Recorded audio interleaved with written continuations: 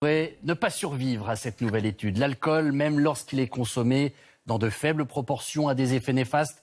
On parle d'un petit verre de vin ou de bière chaque jour. Les auteurs de ce travail recommandent tout simplement de ne pas boire. Isabelle Saboureau, Léopold Audebert et Adèle Zouillache. Voilà une étude qui s'attaque à un savoir-vivre bien français. Déguster du bon vin, partager un verre entre amis est dangereux pour la santé dès les premières gorgées. Cette étude du Lancet, menée dans 195 pays pendant plus de 20 ans, affirme qu'il n'y a pas de dose inoffensive.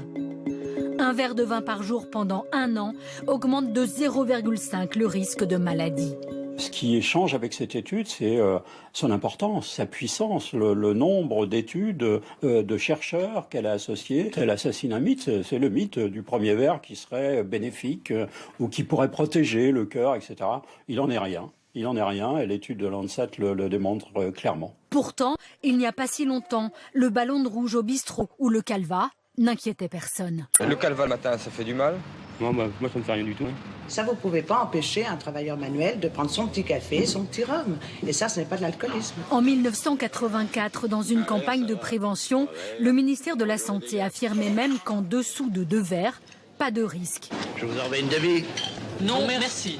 Un verre, ça va. 3 verres, bonjour les dégâts. En réalité, un seul verre par jour suffit à entraîner des risques accrus de cancer, de maladies cardiovasculaires, d'AVC et de cirrhose. Une consommation quotidienne qui provoque même chaque année 100 000 décès dans le monde.